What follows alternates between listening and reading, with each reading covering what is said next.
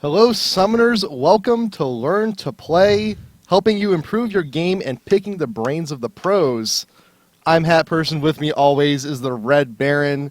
We got a treat for you guys today. Elementz is going to be joining us shortly. Yeah, I'm just calling him up on Skype. Should be pretty good. Elementz, are you there, sir? Hey, what's up? Hey, thank you for joining us today. And Go ahead and throw on the webcam. Everyone can see your beautiful face. I know. There you go. all right. Wasn't loading up. Cool. Good stuff. Good stuff. So, yeah, so how are you guys? You guys getting ready for Hanover? Yeah, we are. Good. Getting some practicing in, and that's about it. What are you guys doing to prepare? Just general strategies, getting our, I guess, your fingers ready to play for the most part. Getting the strategies in your head that you're gonna do, and yeah. Have you been scrimming against any foreign teams in preparation, or just your usual stuff? No, not so much. We've been working on some stuff, so we haven't had too much time to scrim. Mostly just solo queue right now, but we do have some plans to scrim in the future, and hopefully some overseas teams too. Cool. Good stuff. Yeah. All right. Well, I guess since you said you're working on some stuff, can we ask, do you have any particular compositions or strategies where maybe you aren't playing a designated support, maybe you move to another lane, or if you have, instead of running a designated like AD support lane? I don't think we've done anything that far yet. I know we like to try some stuff. When we do like 5-man queues, we experiment with like double casters bottom just for fun, and it actually works pretty well versus a lot of AD support lanes. But I don't know if we'd ever bust it out in competitive play. It's kind of a risky move to do. Yeah. And yeah, there's also, just to change topic a little bit too, there's been a lot of talk lately about Abyssal Scepter and Death Cap. There's some charts that have been released recently. So, like, which do you prefer, or which would you rather take?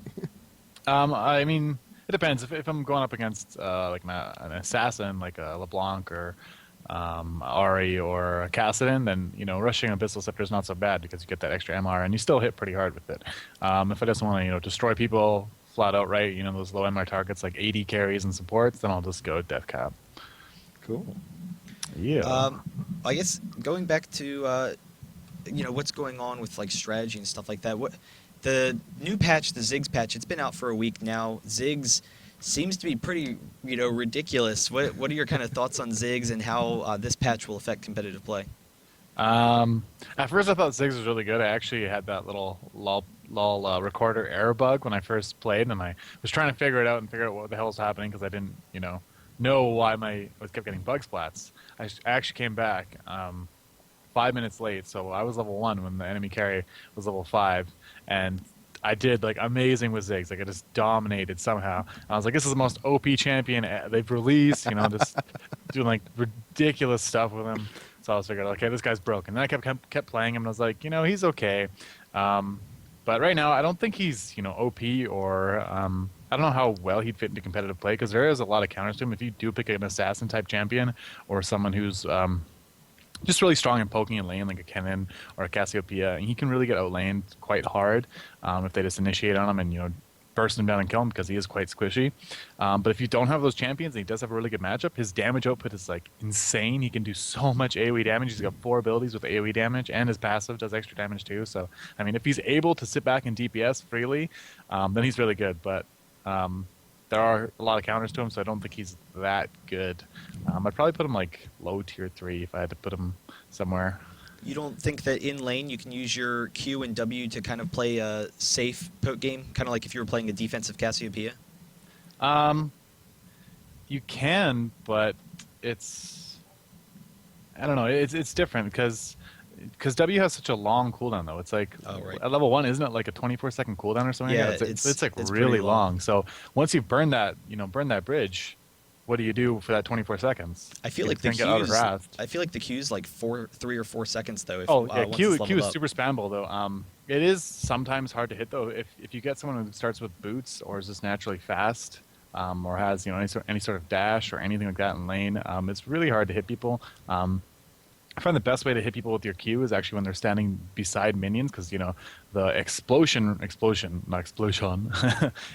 radius is a lot bigger than the actual detonation radius. So you can throw it on creeps, and it'll actually the AOE damage when it explodes will actually hit the enemy champions. That's what I try to do. I try to CS and harass at the same time if they're standing near creeps. That's kind of the best way I thought how to use that. Cool. I guess also that patch there was the new items. We'd spoken with that with Special some, but I thought it'd be really good in the jungle. But what are your thoughts on having maybe a team with that item? I'm thinking I can't remember the item's name. The one that has the shield. The Heart of Gold. I don't remember. It's the Heart of Gold one that it has the shield activate.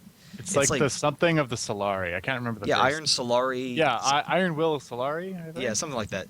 Yeah. But what are your thoughts on that as like a support item and then getting it for your team? It's actually a really good item. When it first got used on me, I was like, what is this? What is happening to me? Why didn't I die? Like, what is this shield thing? Where did that come from? And I realized it was the item. I think it shields for 230 damage at level 18, which is, it's a decent amount. But when you spread that out 5 times, that's over 1,000 damage absorbed for your team. That's not so bad. I think it's a good support item. I think the regen it offers is really good too, and it's great for just helping out teammates that might get bursted down and stuff like that. And I'm really glad they actually added 2 support items now, because they changed Starks to Zeke's Herald, right? Yeah. And that item is really good too. Like, you got the cooldown reduction now, and it offers the same auras for your AD carries and all your junglers if they're an AD, or your bruiser top. I think that really fits well with the metagame currently, and I feel like those 2 items are actually really good, and they actually make you kind of tanky too, which is good, because that's what supports need. Supports have this, I guess what you call it, they have this squishy status, right? Like, they're just, you're a support, you're gonna die instantly, right?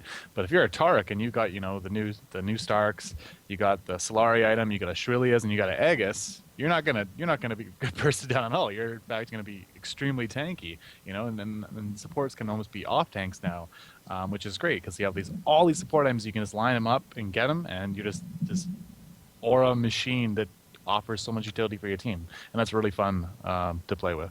Yeah, it is interesting how it reinforces the kind of meta of supports, in that you don't have to worry about the fact that supports don't have gold generally, that you don't have to have that compromise between health and utility, that you have these options. Yeah, I like it a lot.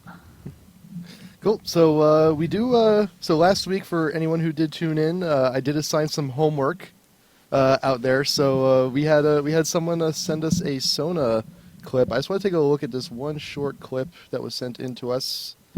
So right now is Typecast. Thank you very much for sending in your Sona clip. There, I watched through the entire replay, and there's one. I just want everyone to look at this one kill that will be coming up on bottom. Now, so when you play Sona, I want you to remember you are casting off an aura. Stay close to your teammates, and we're landing here with Graves, and we will get a Soraka kill.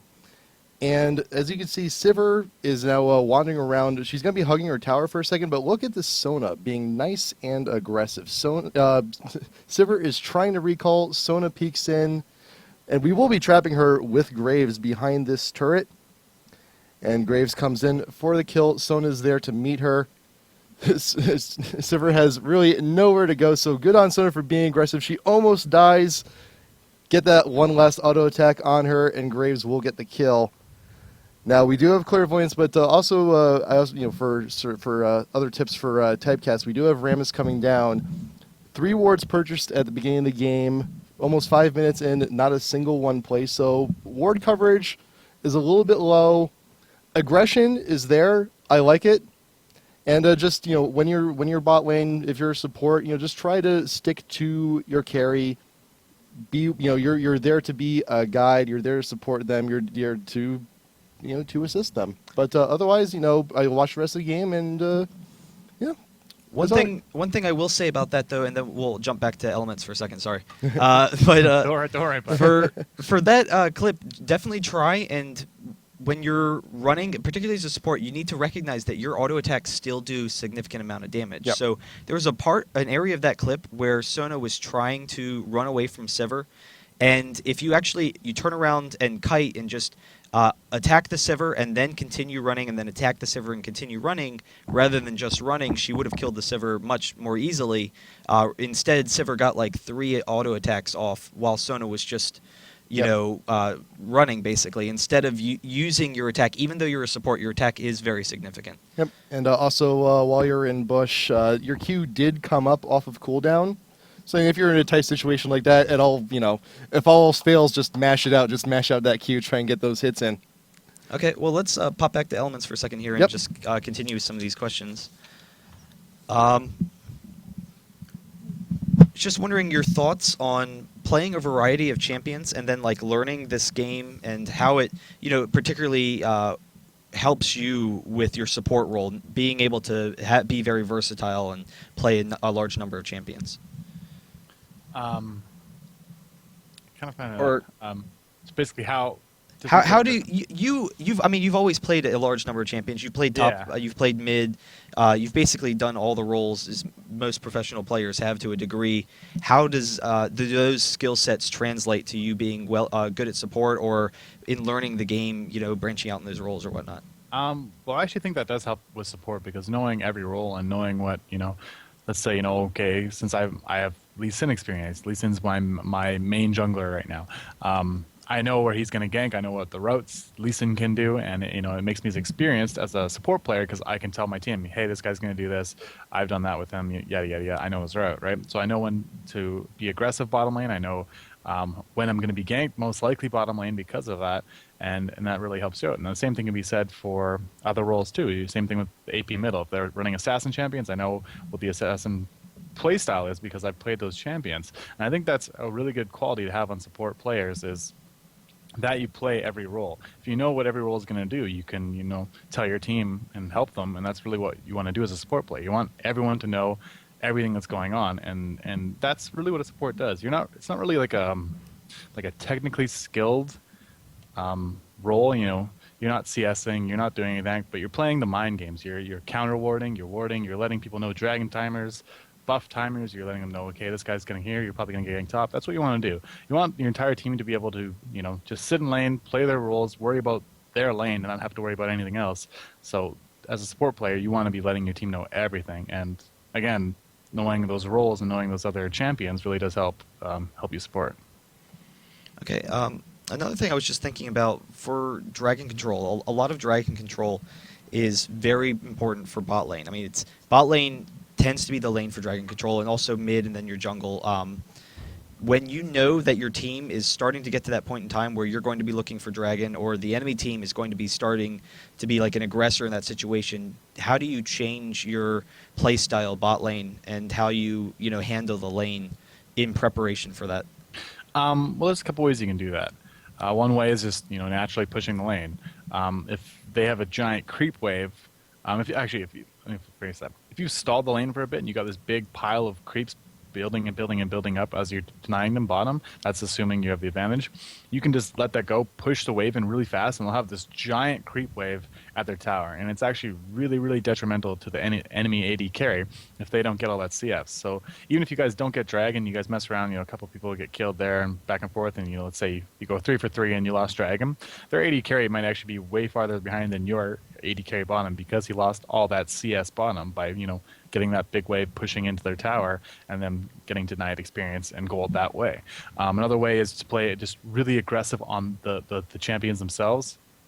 If you have a jungler bottom lane, someone like Nocturne or something like that, you can ulti in on bottom lane, do tons of damage, and just have those champions low. You don't even have to kill those champions. You can just get, let's say you have like a Sona Graves on the other team, and you just get them low. Then you have the advantage. If you didn't take that much damage, they got low, they burn their summoners, you can go right to dragon, and you can most likely take it for free now because those champions are too low, they've burned their summoners, they don't have cooldowns up, right? So that's really what you want to do bottom lane in preparation for doing something like that. Cool. So we will be going to a pro tip, and then we're going to run some ads to help pay the bills. And then after that, we're going to be going over one of your replays that you guys at home submitted to us with Elementz here. So enjoy the pro tip, enjoy the ads, and then we will be right back with Learn to Play.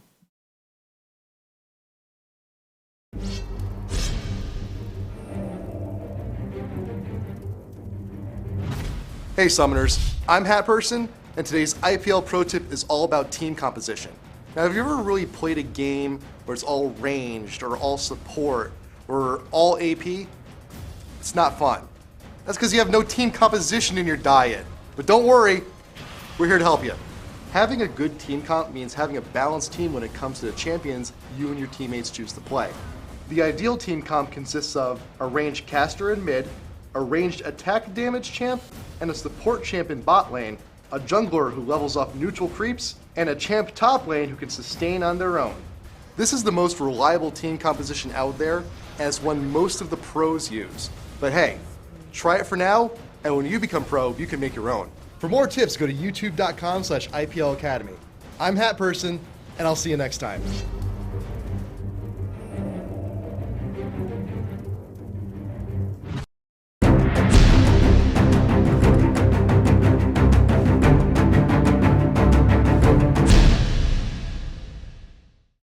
Welcome back, everyone. Learn to Play. I am Hat Person. I'm here with the Red Baron. We got Elementz up on Skype, and we were looking at one of your community replays that you guys submitted to us, looking for some help, and we will be glad to oblige with you guys. And if you ever have any replays that you want to send to us, iplllreplays@gmail.com, and we will be assigning further homework later on today. So we do have our replay loading up here. So, Elementz, I wanted to ask you a few things about Champ Select also. So what should you be looking for, like if you hit solo queue for a generalized team comp? What do you want to aim for if you're just heading in alone?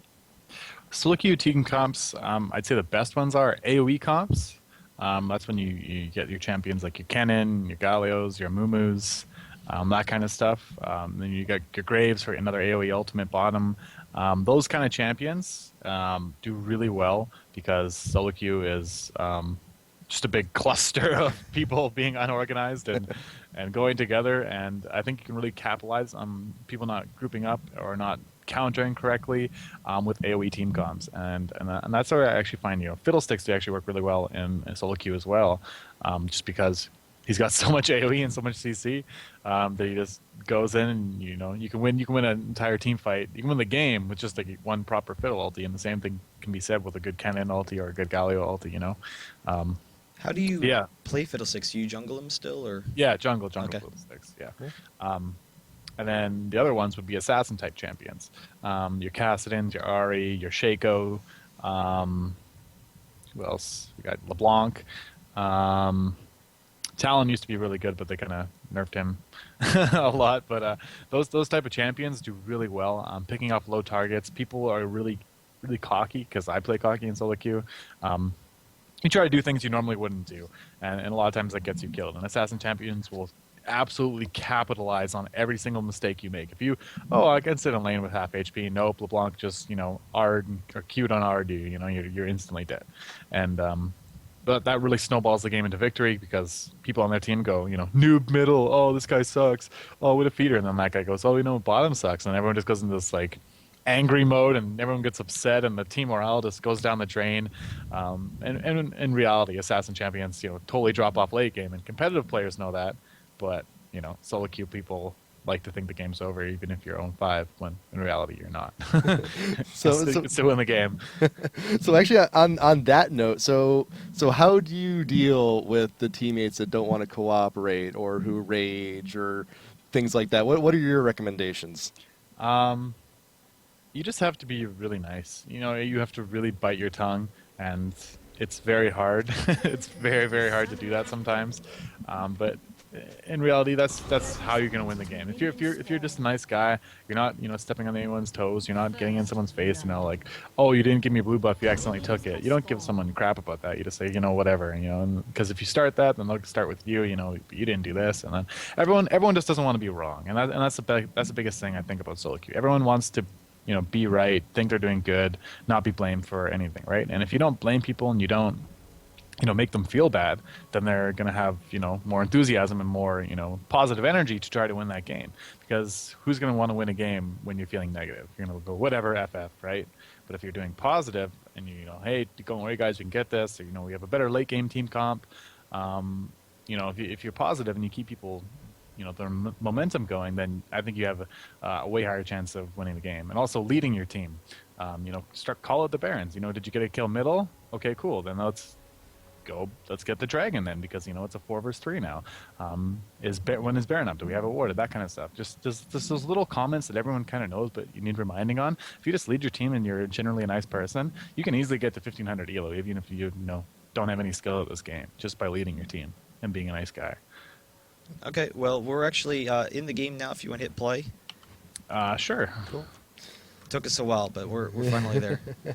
And we're going to be following Janna and Tristana in bot lane, primarily for everyone watching, so we can kind of review how they can improve their play, particularly this Janna. Yep. So this Janna here sent us this replay. She wants some tips here and there on her play.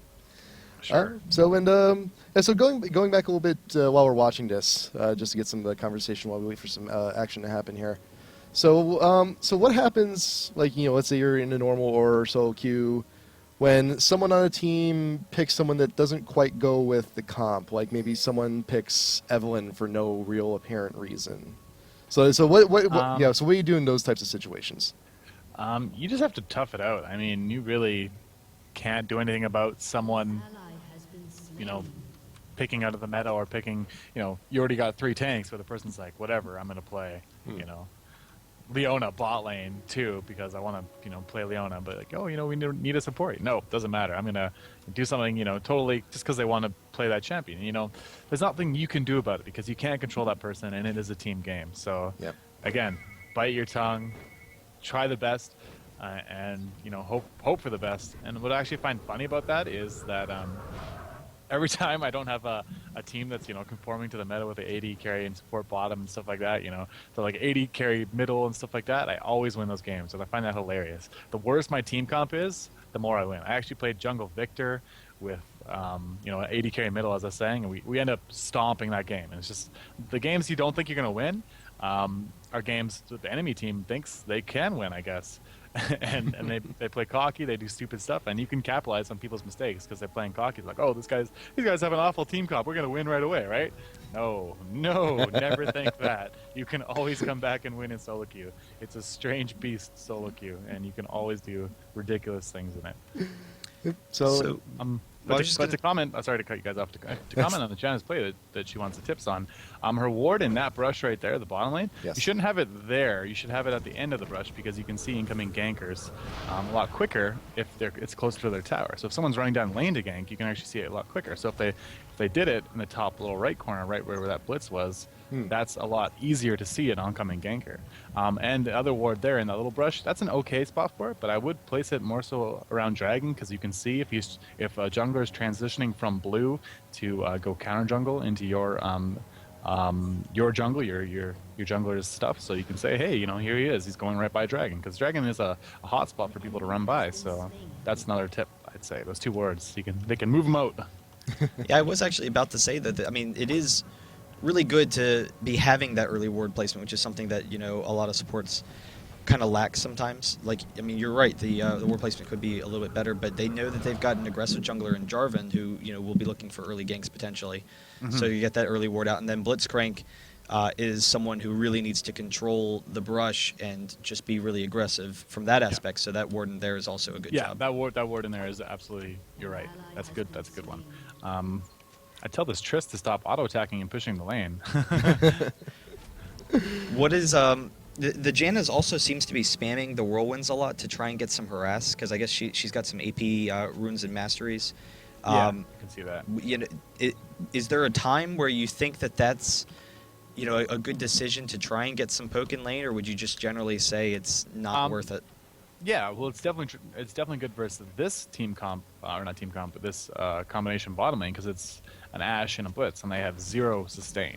So poking them down is a really good thing to do, because how are they going to keep themselves alive if they don't have sustain? They don't have a Right. Soraka, they don't have a Tarek, an Alistar, anybody like that can heal. So the more harass you go out, the easier it is to kill them. And Triss is a very offensive AD carry as well. The jump, the auto attack, increased damage, and the what's it called? The little fire. I can't remember what it's called. It does AoE. The little not AoE. Overtime damage that does also the healing effect. That does a lot of damage when it's piled up, and especially if you hit level 6, that's like free kills. Triss is so strong like that, and they have the shield as well, as I just saw it put out. So the extra auto attack damage from that and all that stuff, they can afford to play really aggressive on these champions because they really don't stand a chance versus bot lane comp, in my opinion. One thing I'm also noticing too is that so we do have a Blitzcrank. He does have the hook, and Janna's frequently not behind minions to try and to be the human shield for that hook. Yeah. Well, you don't want to. Generally, you shouldn't be anywhere near Blitzcrank anyways. And to be hooked. You always use creeps when you versus Blitzcrank. Always use creeps to try and you can't hook through creeps. It's impossible unless you get some miracle hook, which can happen, but it's very, very unlikely. Yeah, you don't have to stand anywhere near Blitzcrank. You can harass and range. They're both very, very, very ranged champions. As soon as when the creep wave moves up, that's when you harass Blitz, so you don't you're not in tower range, and that's really Blitz's danger zone is being hooked into the tower. But I don't know where you guys in the replay when she used that flash. I mean, not flash, that heal. She definitely didn't need to use that because Blitzcrank his Q was down. They had no way of getting her, and she was already a tower. So well, I was to use also. that summoner. I guess I didn't notice that actually, but going back to the ward earlier. Oh, I guess. Oh wow, that's weird. I a little bit ahead of you guys. What 725? I think we're at the same spot. Oh, yeah, I'm 750 now. Okay. A little bit ahead. We're good. We're fine. Yeah, we're good. But anyway, I was going to say back to the ward placement earlier. A lot of times you kind of think that you want to get the brush warded, and which is why when she's warding this river, she's like, oh, I gotta get the ward in that brush. But you have to consider whether or not what lanes it's going to cut off, and whether or not you're giving yourself enough time to react. And there they saw Jarvan coming with the gank about a minute ago, and they just didn't have enough time to react. So Tristana was taken down, even though she started running the second he came into vision range. Yeah, that's what I mean. That extra little vision could have maybe saved him in the reaction time. Yep. So that's just those little extra things you don't think add up, but they really do.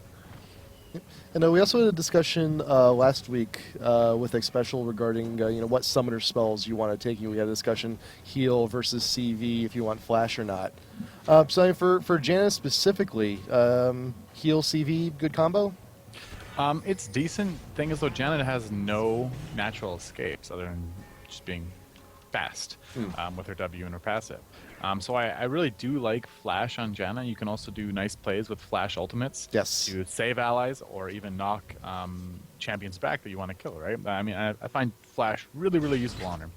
Because she is packed full of CC with a knock up, the knock back, and the slow, right? So having that Flash utility, I think just adds really well to her.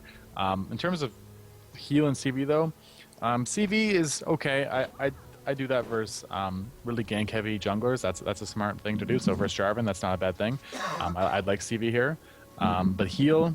I don't know about heal in this situation. I guess because she is a non-sustained that she felt she needed heal, but I don't think she really needed heal. I think she could have taken anything else and would have been fine.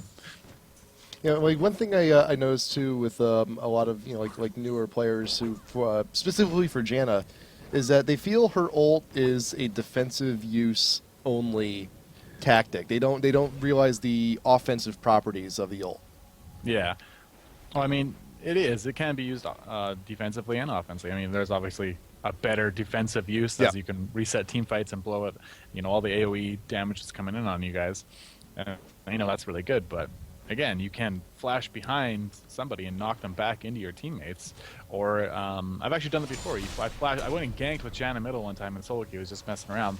Flashed over that little hump in the middle and then ultied them out, and then our Cassiopeia killed the guy middle, and I thought it was hilarious. and it's true, you can do those plays though, and people wouldn't even expect it in competitive play. Yeah, and I guess going back to the warding thing, I mean it's it's so weird to harp on it, but this is such an aggressive team. We've got Blitzcrank and Jarvan, and she did a good job with the early wards, but when you go back to base, you can't sit there and just think, oh, I need to save up for that next big item and then just not spend any gold. You definitely need to be buying something to get you back in lane. She probably should have bought boots, a couple of wards that last time instead of saving up for that Philosopher's Stone. But are there situations where you would prefer to save for those early Philosopher's Stones, like if it's a defensive game generally? Yeah, well, the Philo Stone, in my opinion, is not always necessarily needed. I like to run gold for 10 quints and actually yellows too. I think that really solves that issue of having no gold on support champions. I think that's something that a lot of solo queue players should be doing, is getting those items, because getting those runes, because it really makes a difference. If you only get you can only get like 1 gold per 10 item, you can only get like 1 Philo, and then you have those runes, you're set for gold on the rest of the game. You can start getting real items very quickly, and you can actually keep up with your jungler. I notice when I play support now and I have those runes, I keep up and farm. I do. I don't fall behind it, and it's great. I think they're really good for solo queue and competitive play. So yeah, we just got up to the Janna face check into the river bush to try and attempt a ward, but her CV was up. Yeah. So do you like so CV? Where would a situation like that, where kind of going into unknown territory, you don't have vision on a bush, or what other uses do you feel benefit having CV? Yeah, CV is great for that instance, exactly what you saw there. If you don't know where anyone is, their middle's missing, all that stuff, you go, okay, well, I'm gonna go waltz over to Dragon and place a ward, and you walk over there and surprise, there's a Blitzcrank waiting in the bush for you. That might not be the best example because he was just waiting in that brush, but I would generally CV by Dragon if I was going to ward it and that kind of stuff, unless I see the jungler on the map, because you want to be safe, and being safe really does win you this game. Playing safe and just farming well, and making it to having more gold farm middle game is so much stronger than you'd think, because middle game is so important for, I guess, which way the snowball effect is going to go. And if you win team fights middle game, that's when you're strong enough to take things like Baron, and you can take inhibitors very quickly because you're that much more farmed than you are early game. But yeah, I guess to expand on that, CV where you want to go, and CV when people are missing. You said a second ago that you really have been liking the gold per 10, both quints and yellows. You don't find that the lack of armor on the seals, hurts you at all? It depends, but you can just get armor reds, and if you go into the defensive mastery, you can get like an extra 16 armor just with armor reds and armor from your masteries. So I find that to be enough most of the time. On someone like Janna, I don't plan on taking damage on Janna. That's the thing. I'm gonna let my AD carry tank stuff, and I'm just gonna peel for him and stop the damage coming on him. If they really want to focus me, I have my flash, and I got tons of ability to kite, slow, knockback, and all that stuff. Janna's just so packed full of CC that I really don't feel that you need a lot of armor. And in worst case scenario, you can always have multiple rune pages if you know who you're going up against. You can have one with a little bit more armor if you need to. Yeah, especially if you're Janna though. What do you need armor for? You don't need. Not armor, but what do you need damage for on your reds? You're not there to do damage. You don't have tons of AP. You don't have anything to do tons of damage with, right? So you can afford on support to just get armor reds, or even just armor reds, and instead of yellows rather. And then you also have champs like Tarek, who's he's got some moves that already have given built in. Yep, exactly. So if you throw on the armor reds on that, plus that his natural armor, he's already good to go. He's already half a tank right there. For early game item choices, do you usually try and prioritize boots early, or as a support, are you kind of not as concerned with it if you're going against a defensive team?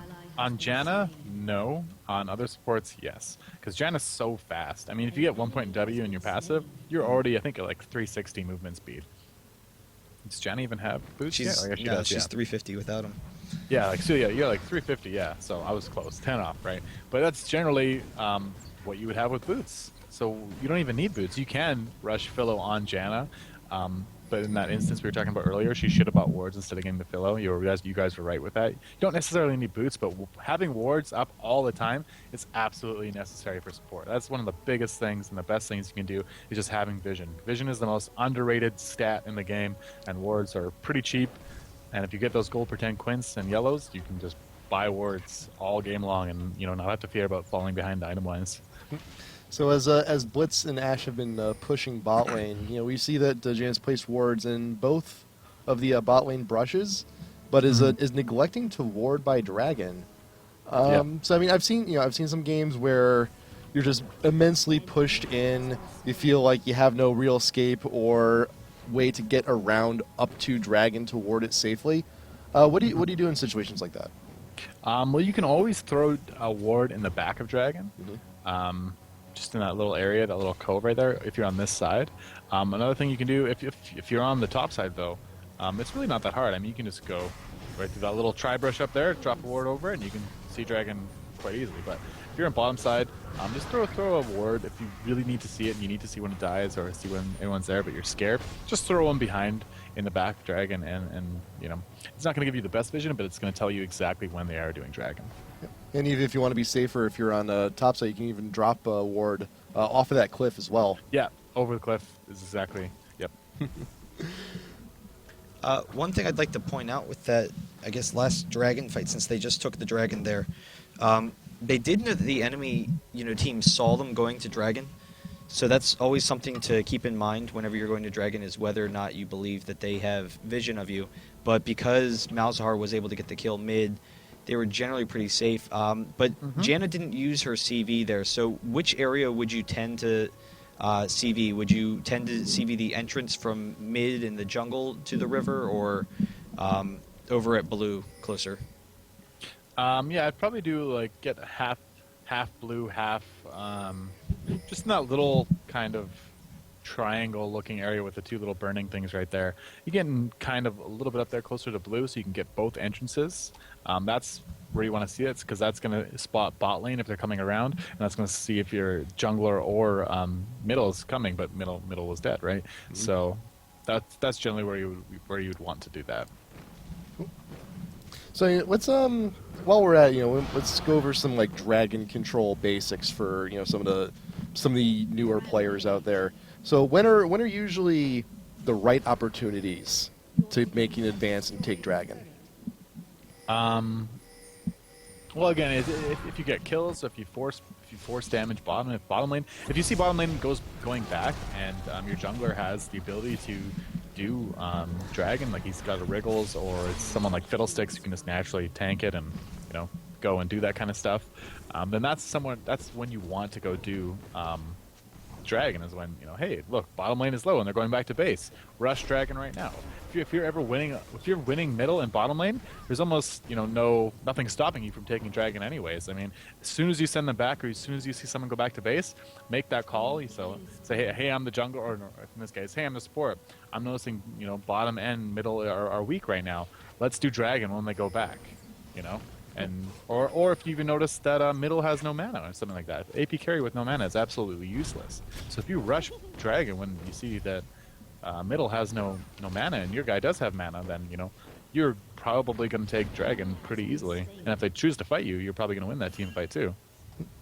So we also see some pro teams also do team comps where they get 2 or even 3 Wriggles to really be designed to take dragon early and often. So Yep. what would be a good team comp for a team centralized around that? If you have someone like Gangplank top that has a teleport, that he's always great top lane. He's like I think Gangplank's the most generic top lane. He's just all around good, and you can get Wriggles on him, and he just dominate dragon for you because he's got the extra attack speed because of his E, right? Then bottom lane, Wriggles I'd say is generally reserved for when you don't have sustain bottom. That's when I really find Wriggles, the most, you get the most value from it. So if you're with someone like Janna and you get a Wriggles on, your Ashe or someone like that, that's always good. That's when you get Wriggles, is when you don't have the sustain. Because if you have the sustain, you don't need to be that self-reliant kind of tanky AD carry bottom. And then if you're someone like you see Jarvan here, he's got the Madreds, and or if you're like someone like Nocturne, Lee Sin can get it too, and really any jungler, any AD jungler can get a Wriggles, and you're gonna have a lot of um, attack damage, clear PVE clearing power because of that. So let's also look on the flip side of that too. Like what kind of team comps or specific characters even are not that great for Dragon Control. Skarner's not. I think it's Skarner. I don't know. Jungling's not my 100% forte. Junglers that aren't really that good at Dragon Control is Most of the someone actually tanky like ones, Nocturne though, like- because he is required to get a Wriggles first before he can do it safely. So sometimes junglers like that, even though they are getting Wriggles, they're not exactly the best for taking it early, and you'd really have to rely on your AD carry getting it too, if you really want to rush it and do it quickly. Yeah, I'm kind of drawing a blank right here on which junglers are really bad at Dragon Well, Control. I think it's really just you need to recognize what their strengths and weaknesses are, because there's a number of junglers that do very poorly by themselves, like Malphite, the tankier ones, Malphite, Maokai, and Mumu. Malphite's not that great. And Mumu's not that great because he doesn't have a great. Actually, no, Mumu's passive, or not passive. W is pretty good at it. Right, but they're junglers. Those junglers. I mean, Malphite. He can provide a lot for his team support. So as long as his whole team is there, then he can provide the team fight. But control, generally, Malphite, really sucks at clearing and stuff like that. So yeah, Malphite is actually a really good example of that. He's great. He's tanky. He provides a lot to a team. But as far as PVE objective control and Baron and stuff like that, he really doesn't do that great. Not a couple of minutes ago, actually, we saw the fight, and we didn't have a chance to go over it. But one of the things I noticed was Tryndamere was fighting Jarvan for a while in the jungle. Janna and bot lane, they didn't really ever move to kind of try and assist him. Do you think that it was just a situation where maybe you disagree with Tryndamere fighting and you want him to back out, or would you tend to go in anyway to try and assist your team? Or is it In that just hard to situation, say? I think they didn't make the right call in coming fast enough. If they were there if they were there right away, they would have helped him out way more. And he actually could have that team fight could have went a lot better for them, even though I think they did win that. Did they win that one? I can't really remember. It was kind of long, and they I think ended up winning. I don't think there was like a winner really, but Yeah. Anyways, if they had came sooner, it would definitely would have been better. I mean, you watched Trist and you watched Janek just kind of sitting there, and they weren't, really doing anything. They were just kind of like, hey, should we go? Should we do that? And that's really not what you do. Hesitation is the worst thing you can do, because in this game, what I've learned is even if it's the wrong call, if all 5 people make the wrong call, you can turn it into the right call. If you guys know what I mean by that. yeah. Yep. Because it's really, if you commit as a 5-man team, you're going to do better than if you commit as a 3-man team. And that's the thing. If someone's going in, and you really got to help them. I mean, sometimes you're going to bait your team to your death, but lots of the times you're going to end up winning it just because, hey, it might have not been the right choice to make, but we outplayed them and we did better than they can because, they didn't expect us to come or something like that. Anything can really happen as long as you're S5. So Janna went back to shop a while ago, and she bought 9 wards. Yeah, it's a little too many for for that early in the game. I'd never really have more than 5 on me because you still want to be getting items. Items like Shrillia's and the new Zeke's Herald and stuff like that, and Iron Will Solari. Those are items that you want to be getting. You want to start trying to get your first item by about this time in the game. That's when you really want to have a full item. And for against this specific team, what would you say that item should be? Versus them, I'd probably say they want to go a little bit more tanky and maybe get Aegis first. Aegis and Shrillia's are a good basis to get. I don't agree with her Ionian boots because look how much CC they have. They have a ton of CC. Everyone on their team is able to CC and do damage, and Janna's been caught a lot because she doesn't have mercs. So that's kind of an item I disagree with. So I'd probably go mercs and start trying to get what's it called? Had it just a second. Aegis. Aegis, That's what- Yeah. I get an Aegis before I get Shirley's versus this team. Okay, that last fight that we just saw, they kind of lost it pretty quickly, but do you think there was a point where they could have won that fight, or is that just really something they needed to get out of Dodge as fast as possible? Bot tower.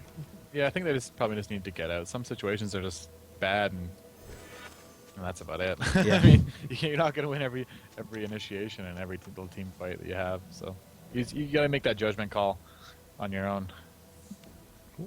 So and then we went back. We got a Heart of Gold, and is that 9 more wards? Yep. I think it is. So I mean, so when do you think there should be some pink wards mixed in there, or when are the best opportunities to get pink wards, or is it always a good time? I always get pink wards. I Always love a good time. counterboarding.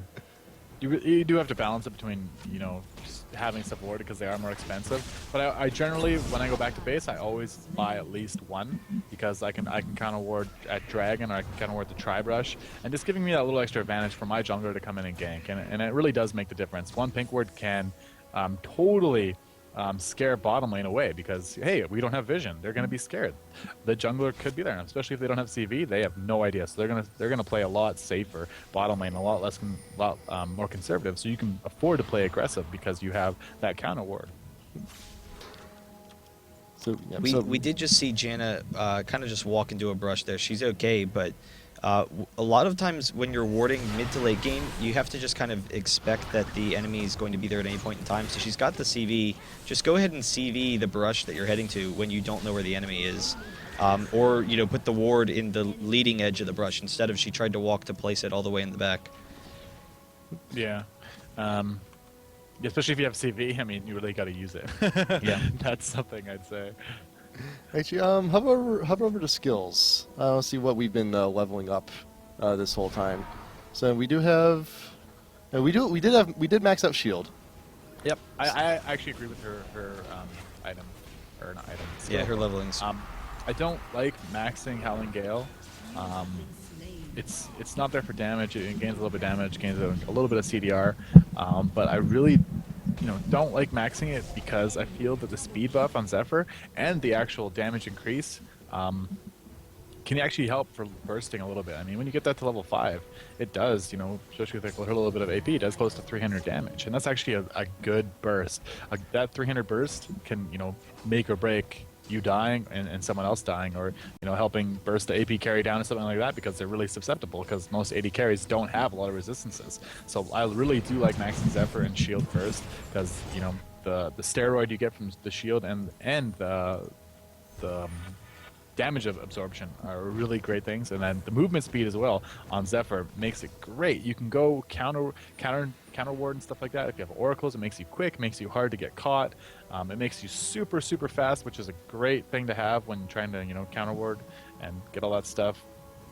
And that's actually why I max it second over Howling Gale. But would there be any situations where you might deviate from that? Yeah, if I want to push the lane really hard, I'd max Howling Gale. Cool. And that's situations that are few and far between. I mean, you're generally not going to need to do it. Your AD carry can do it for you. But if you end up having to take something, or you guys are getting pushed in to your, say you got to take an early inhibitor versus you, and you guys really need to clear creep waves, to stay alive. That's when you want to start maxing it, because it will do more AoE damage to those creeps. Say you do have a DPS jungler, kind of like they have here, like a Tryndamere.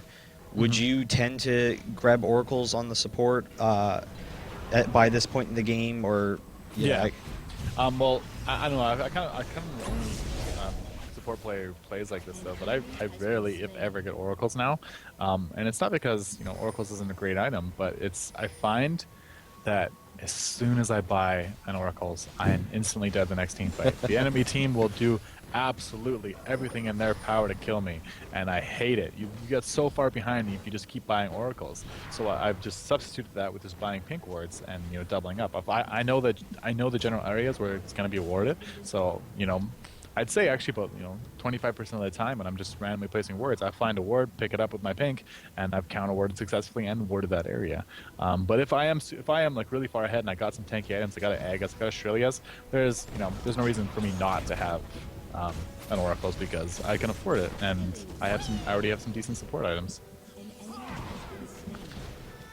We had a situation a second ago. They had a 5v3 where they probably could have taken Baron. I mean, almost certainly. Yeah. Do you have a suggestion there for just team communication and getting your team to, take those kind of objectives? Well, everyone has to agree on it, and it really didn't seem that everyone wanted to. People were saying, as the pings are going out back and forth, do this, do that, and no one could really make a decision. So, if you really want to make those decisions and and help your team and lead them, you have to establish yourself as someone who's trying to lead the team and who's making the right calls at the beginning of the game. That way, those 4 people in the game will go, "Hey, this guy's been making the right calls. I like what he's been saying. He's most likely right when he calls his Baron." Cool. And so we went over dragon control earlier. Are similar aspects of dragon control, can they also be applied to Baron control? Yeah, they can. If you are roaming in their jungle and you pick up any of their carries, a bruiser, anybody but their support. If they if you kill a support, I'd still say doing Baron is probably a high risk thing because support, granted, them giving a lot of utility doesn't do a lot of damage, and damage is really what wins team fights. So if you pick up their bruiser, their anything other than support, you are definitely able to force Baron. And you don't even have to kill Baron or anything like that. You can just force them to come so you can kill them more. And that's the thing about it. So if you kill them more, then you can take Baron or you can go take an inhibitor. So yeah, it's definitely the same principle can be added. You kill somebody, you take an objective, you catch somebody, force Baron, because they either have to stop you at Baron or they let you get it for free. And either way, it's a win-win for you.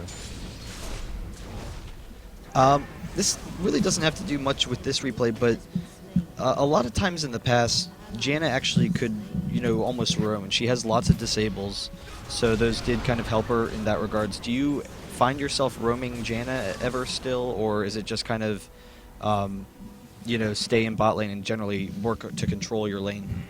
Well, yeah, Janna is incredibly fast. That's what we already talked about. So she can actually do some roaming.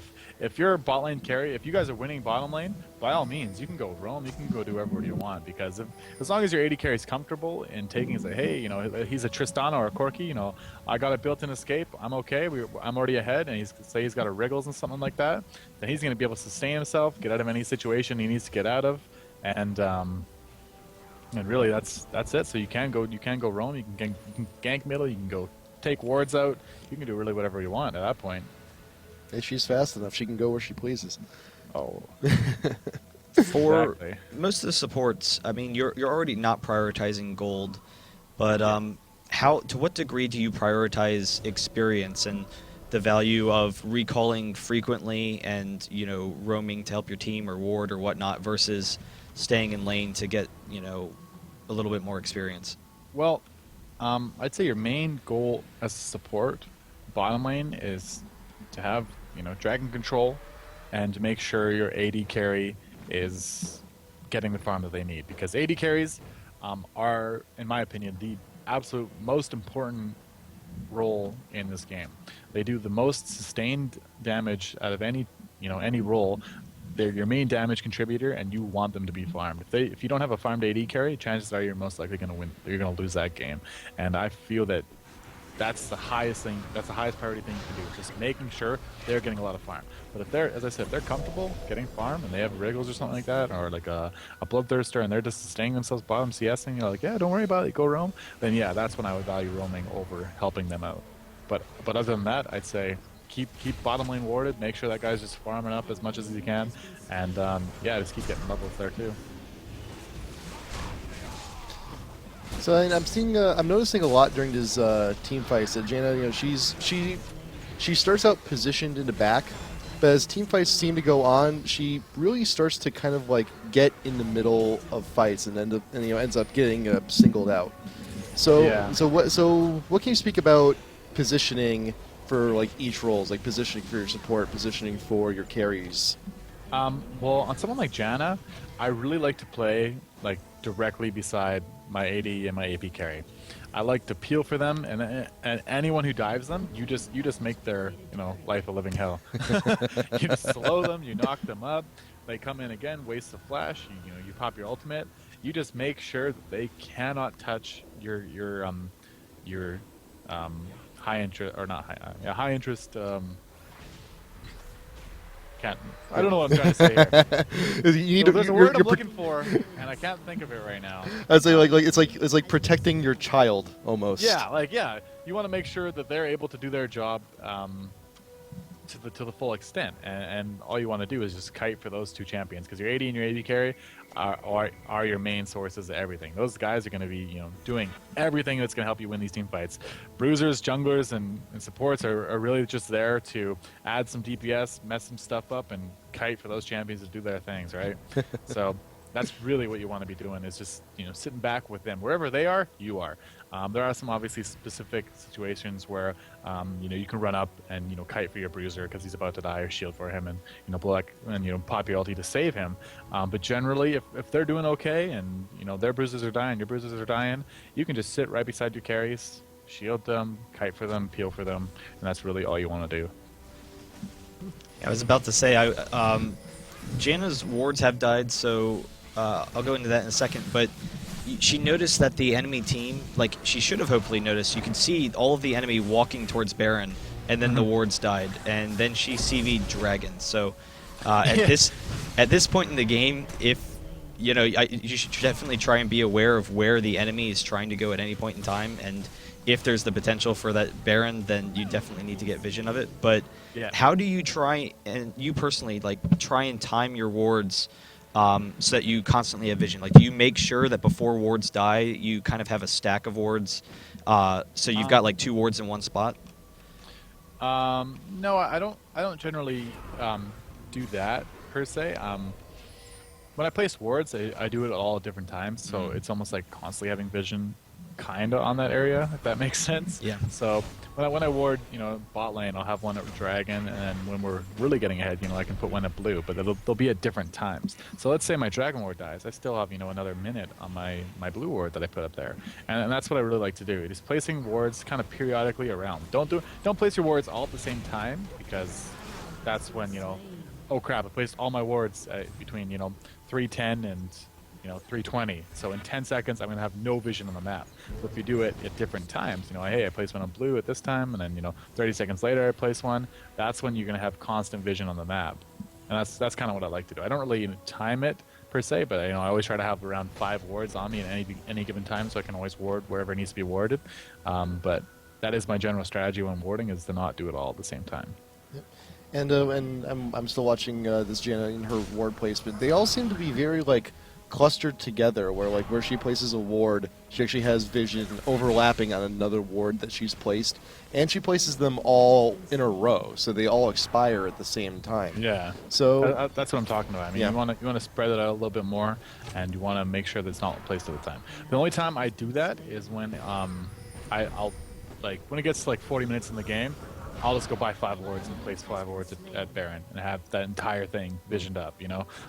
Inside the Baron Cove is out, just outside the Baron Cove is out, in that little brush there, in the little other brush, wrapping around the terrain right there, and then up on behind Baron and something like that. I want that. Oh, if we're having a team fight there, everything needs to be seen, because you don't want someone getting away and dropping out of vision just because they have they didn't have that brush warded, right? That's really the only time I place all my wards at once, is when it's super late game.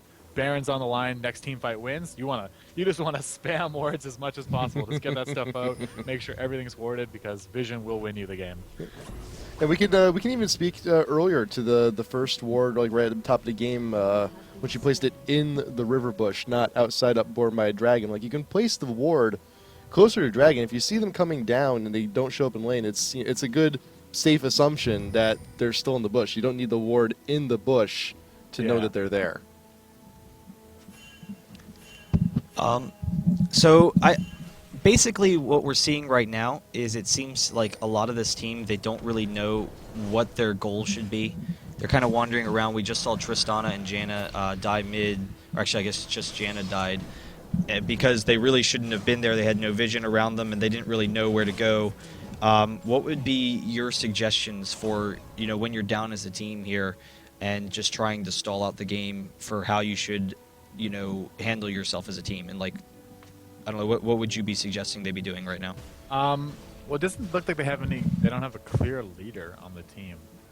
No one's really making judgment calls. They're just kind of, it's solo queue. I mean, it's 5 different opinions going at once, and they're all doing different things. And until you get on the same page, you're probably not going to win the game. So you really have to get everyone on the same page. And that just comes from communicating as soon as you get into champions. Like, hey guys, I want to play this role. What do you guys like to play? Okay, let's do this. Hey, do you guys want to go for a quick early strat? Do you guys want to go for AOE team comp?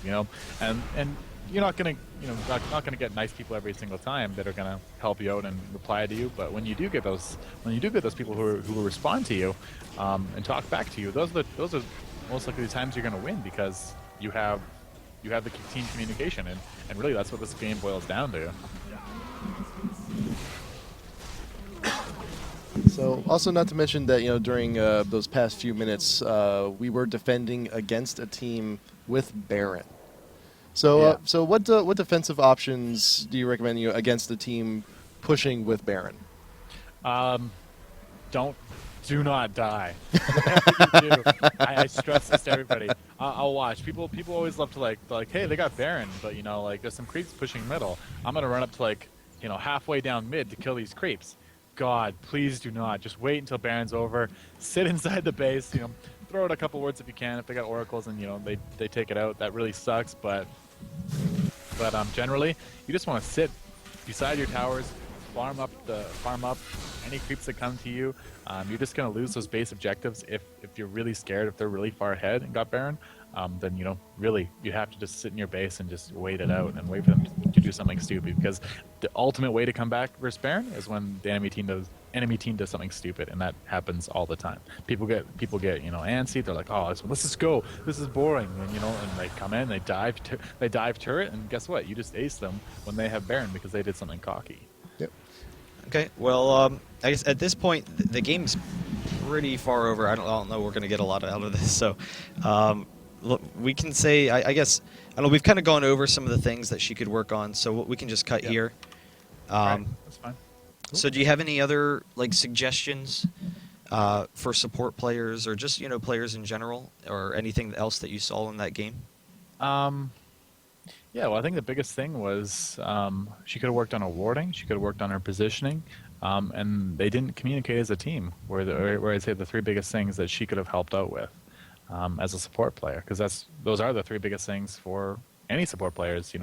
Your positioning, because she wasn't beside her carries when she needed to be most of the time. She was off, just running around trying to throw W's on random targets and stuff like that. I mean, you really don't have to do anything. If you don't have to use those spells, don't use those spells. Just sit beside your carry and allow them to,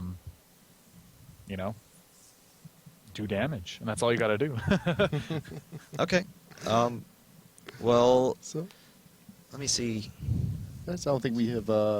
We're checking to see if we have any think- questions from the chat. I'm a little far ahead. I think that Rumble just stole Baron with his Q. Oh, really? So, Oh, yeah, there awesome. was a Baron seal later on. Yeah. Oh, we should have watched They that. stole Baron with Rumble Q, I think. It's pretty funny. So while we're checking to see if we have any questions from chat, are there any shout outs you want to make? Anything you want to plug? Yeah, you guys should check out my blog at rog.sealgaming.net. And yeah, you should guys check out Curse and our team Curse and support us, because we're doing pretty good. Yes. And we're going to Hanover, and we're underdog team, and everyone roots for their underdog, so root for us. Have we announced who Curse is playing in this next killing spree? We have not yet, but it is. Is it official? I haven't. I think we are still. Okay, well, we can I hold think off we're on still in that, the never mind. planning process on that. But you guys will be here on Thursday. Yes, we So, will. I I think we have a killing spree now, don't we? We got the. You 3 do in have a row. killing spree. Yeah. We have a killing spree in the killing spree. Killing spreeception. So for those of you who don't really know what's going on here, Killing Spree, it's a King of the Hill show match series, and after you have 3 wins in a row, as the winner keeps coming back. then you start getting $400. So Curse will be playing for $400, and then this week. this week, and then hopefully building up a bounty. But Doing pretty we'll damn see. good. Doing pretty damn good. And Well- and also the might also say, anyone else who's new or also getting into ranked, the tier lists are also a very, very good resource. Oh, fantastic resource. Wonderful resource. we were looking up like the jungle tier list yesterday. Actually, based on the new changes, we actually tried out Jungle Mundo for the last time last night too. Oh yeah, M5, greatest team in the world, is doing that, right? So Might as well give it a shot. Gotta Yeah. try new stuff. exactly. Well, thank you, Elements, for joining us. It was a Yeah, pleasure no to have you on. Thank you for having me. It was enjoyable. Yeah, and we will see you Thursday for Killing Spree. All right, we'll do. See you guys. All right, see you guys. All right, and then for everyone, for you at home, we gave you some homework last week. We're gonna give you some more homework this week. So this week, Annie's free. Annie's on the free list here. So what I want you to do, go into a normal game, pick Annie mid AP, and I want you to coordinate with your jungler and your bot lane, and do your best to try and take Dragon before the 10-minute mark. Take the replay, send it over to us, iplolreplays@gmail.com. We'll review them. We'll give you a little bit of help here and there if you need it, and or if you had an awesome play, send it our way too. Yeah, actually, Annie is the champion for people who are trying to learn the game. Annie is the #1 champion that I always suggest to people for starting up through 2K ELO or whatever. You could play her just every game. I know a guy who almost played her every game, but you can learn a lot of great basics very easily, very quickly with Annie, and you can learn a lot of subtle things in the laning phase and team fights and whatnot. And she's just a very good champion to improve your play with. So. Yeah, definitely check her out. Or even if you're feeling ballsy too, Swain is free this week too. Get some birds. A in your little bit life. harder, but yeah. If you're feeling ballsy, if you feel confident, if you feel up to it, if you want a nice little change of pace. The big thing to remember with those ranged casters is not only do you have your nukes, but the auto attacks in particular for Swain and Andy are very important in lane. Try and get off some auto attack harass, attack your enemies when they come in for creeps, and then take a step back so you don't draw that creep aggro, you don't draw that aggro from them. Cool. So I think that just about does it for this week. Yeah, I think that's good. Yeah. So thank you guys for tuning in for us. Please join us Thursday, same place, but only on Thursday. Same time, same place, different day. Thursday, 5 p.m. PST. Curse versus someone. Someone. We will find out soon. We'll probably announce that tomorrow, I guess. And until then, I'm Hat Person. That's the Red Baron. We will see you next time, guys. Good night.